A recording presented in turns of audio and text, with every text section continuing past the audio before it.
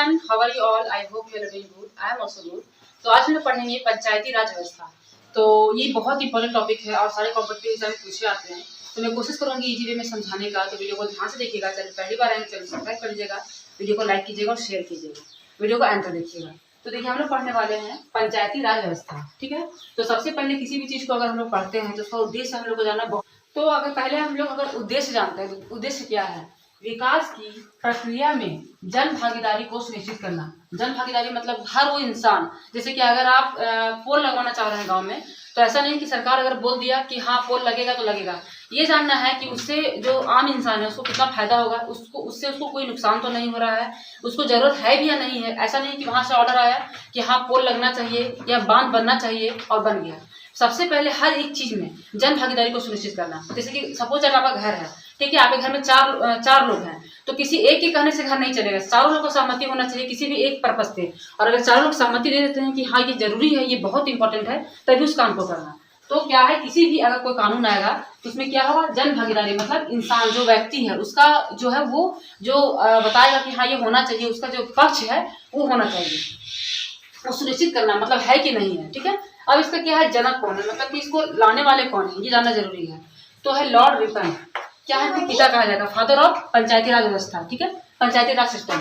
तो इसका क्या है, इनका जो मतलब कार्य मतलब समय है उनका है 1880 to 1884। तो स्थानीय स्वशासन के जनक माने जाते हैं। मतलब ये जो पंचायती राज लाने वाले हैं वो उनके ये जनक माने जाते हैं। कौन? तो लॉर्ड रिपन। यहाँ पे आपको क्वेश्चन बनता है, और ये जो क्वेश्चन है ये पिछले सचिवालय में और ये क्या बोलते हैं जो टीचिंग एग्जाम था उसमें पूछा गया था। ठीक है। तो इसको आपको जानना है कि कौन है पंचायती राज व्यवस्था के जनक। अब आते हैं कि 1882 में, जैसे कि जो 1882 में जिला बेड़ो की स्थापना की गई थी। तो ये जानना है आपको कि बेड़ो की राज्य की जो स्थापना की गई थी वो कब की गई थी? जिला की गई थी 1882 में। ठीक है। अब आते हैं महात्मा गांधी के ऊपर। महात्मा गांधी जी के ऊपर आते हैं। तो जो महात्मा गांधी जी है वो हमेशा गांव को बहुत सपोर्ट किए हैं। कुटीर उद्योग लाना, जो वर्धा का मिशन था वो लाना, मतलब गांव से वो जुड़े हुए व्यक्ति को बहुत प्रमोट करते थे। तो वो तो फुल समर्थक रहेंगे पंचायती राज व्यवस्था का, जहां व्यक्ति का हर चीज जाना जाएगा कि हाँ ये व्यक्ति के लिए है। जैसे कि कैसे होता है कि अगर कोई नियम बनता है तो व्यक्ति के लिए बनता है, और अगर व्यक्ति उसमें संतुष्ट नहीं है तो नियम किसी काम का नहीं रहता है। तो महात्मा गांधी जो है उनका यही कहना था कि जो सच्चा लोकतंत्र होता है वो ऐसा नहीं कि केंद्र में बैठा हुआ है अपना कुर्सी में और पूरा राज्य को देख रहा है कि हाँ यहाँ पे ये होना चाहिए वो होना चाहिए, नहीं, बल्कि वो घूम घूम कर देखना चाहिए कि वो गांव के लोगों से जाने कि यहाँ पे किस चीज की जरूरत है, किस चीज की जरूरत नहीं है, और लोगों में जाके शामिल हो और उस चीज करे और उसका सॉल्यूशन करे। वो सच्चा एक लोकतंत्र होता है, मतलब राज चलाने वाला होता है। तो महात्मा गांधी क्या है, पूरे समर्थक रहे हैं। ठीक है, किसको? पंचायती राज व्यवस्था को। अब आते हैं बलवंत राय मेहता। जो हम लोग बलवंत राय मेहता समिति भी पढ़े हैं।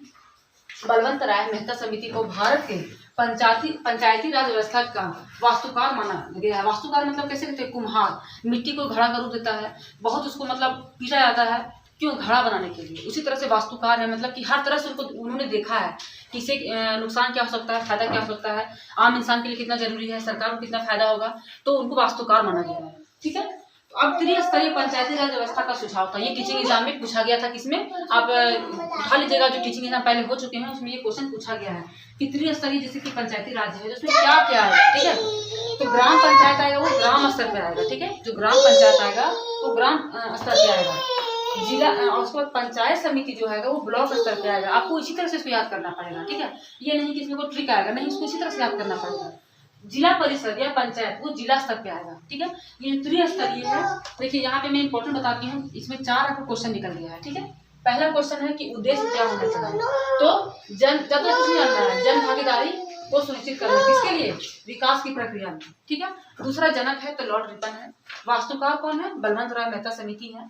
और 1882 में जिला बेड़ो की स्थापना की गई थी। ठीक है।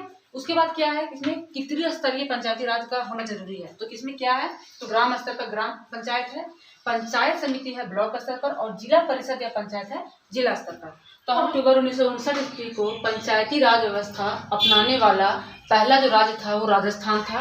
राजस्थान का जो नागौर जिला था उसने अपनाया था, किसको? पंचायती राज व्यवस्था को अपनाया था। तो ये जानना आपके लिए बहुत ही जरूरी है।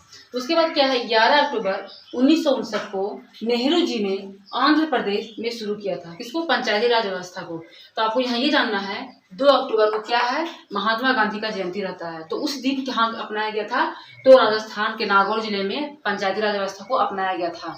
और 11 अक्टूबर को, केवल डेट अलग है, ईयर वही है, नेहरू जी ने आंध्र प्रदेश में इसकी शुरुआत की थी, किसकी, पंचायती राज व्यवस्था की। ओके, अब आगे बढ़ते हैं हम लोग। अशोक मेहता समिति, एक अशोक मेहता समिति आई, तो उसने क्या किया, पहले उन्होंने 2 स्तरीय पंचायती राज व्यवस्था का सुझाव दिया। सब अपना अपना सुझाव देंगे, इसे किसी भी चीज को लाया जाता है तो सबका अपना अपना सुझाव होता है कि आप भी बोलिए, आप भी बताइए, आप भी बताइए। सभी लोग अपना सुझाव देते हैं, उसके बाद एक निर्णय निकलता है जो जनता के कल्याण के लिए होता है। तो अभी यहाँ पे सुझाव दिया जा रहा है, सबका अपना अपना सुझाव होगा, उसके बाद क्या कंक्लूजन होगा हम लोग इसी वीडियो में देखेंगे। 1977 उन्होंने क्या कहा था कि 2 स्तर का पंचायती राज व्यवस्था होना चाहिए। क्या क्या होना चाहिए, तो मंडल पंचायत होना चाहिए, ब्लॉक स्तर पर होना चाहिए, जिला परिषद या पंचायत जिला स्तर पे होना चाहिए, और ग्राम न्यायालय का गठन होना चाहिए। जैसे कि ग्राम न्यायालय, अब मान लीजिए गरीब है, छोटा मोटा झगड़ा हुआ तो वो तो तुरंत सुप्रीम कोर्ट नहीं जाएगा, हाई कोर्ट नहीं जाएगा, उसके लिए संभव नहीं है, या ज़्यादा पढ़ा लिखा नहीं है, उसको नॉलेज कैसे होगा नियम का, कानून का, तो उस तरह से वो ठगा जाएगा। तो उसके लिए ग्राम न्यायालय, मतलब ये कि कुछ भी अगर आपका प्रॉब्लम होता है, मान लीजिए घर में किसी तरह से वाद विवाद हो गया या छोटा मोटा कोई बात है, तो गाँव में ही एक न्यायालय होना चाहिए जहाँ पे लोग बैठें और अपना प्रॉब्लम को बताएं और उनको वो सॉल्यूशन मिले, और वो सॉल्यूशन उनके लिए मान्य हो, कि उस सॉल्यूशन को उनको मानना है। तो एक ग्राम न्यायालय का व्यवस्था होना चाहिए। किन्होंने कहा था, अशोक मेहता समिति, जो बहुत अच्छा, मतलब बहुत अच्छा सोच है।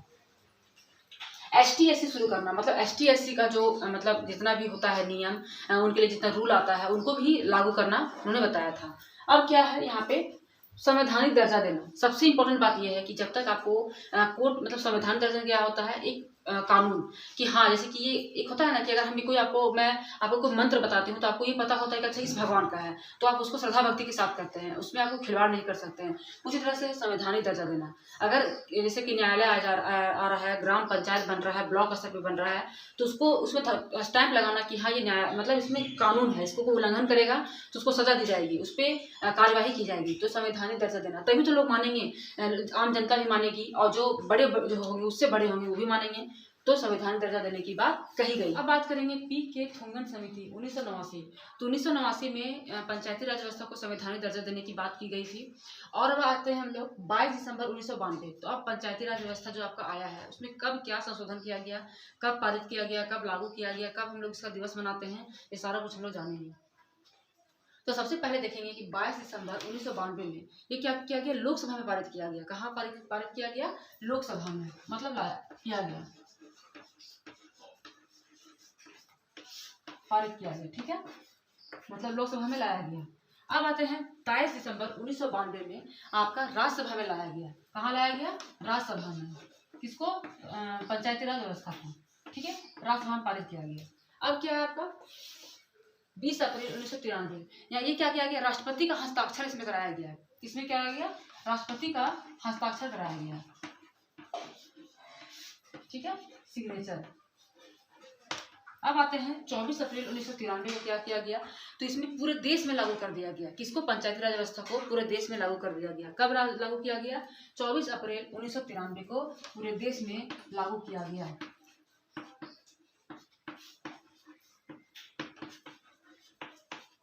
ठीक है, कि सभी लोग पंचायती राज व्यवस्था का मतलब यूज कर सकता है, अपनी समस्याओं को रख सकता है, मतलब हर इंसान के लिए है, वो अमीर हो, गरीब हो, बड़ा हो, छोटा हो, सभी के लिए है। ठीक है, अब आते हैं 24 अप्रैल 1993 को संविधान पंचायती राज व्यवस्था दिवस मनाया जाता है। ठीक है, तो आपको अगर कोई पूछ दे कि पंचायती राज व्यवस्था दिवस कब मनाया जाता है, तो 24 अप्रैल 1993 को पंचायती राज व्यवस्था दिवस मनाया जाता है। तो मैं यहाँ पे केवल दिवस लिखती हूँ। ठीक है, तो यहाँ पे आपका एक ट्रिक यहाँ पे है, 22 दिसंबर 1992 को लोकसभा में पारित किया गया, उसी के अगले दिन क्या किया गया, राज्यसभा में पारित किया गया। ठीक है, अब क्या है 20 अप्रैल 1993 को, मतलब ठीक एक साल बाद राष्ट्रपति का हस्ताक्षर लिया गया, मतलब सिग्नेचर लिया गया कि हाँ ये काम हो सकता है, मतलब मुहर लग गया। ठीक है, उसके बाद क्या है 24 अप्रैल 1993 को पूरे देश में लागू कर दिया गया। ठीक है, उसी मतलब 30 अप्रैल को हस्ताक्षर हुआ और 24 अप्रैल को लागू कर दिया गया। ठीक है, अब उसी जब लागू किया गया उसी में हम लोग समझिए कि दिवस मनाते हैं, कैसे 15 अगस्त मनाते हैं, उस तरह से पंचायती राज व्यवस्था दिवस मनाया जाता है।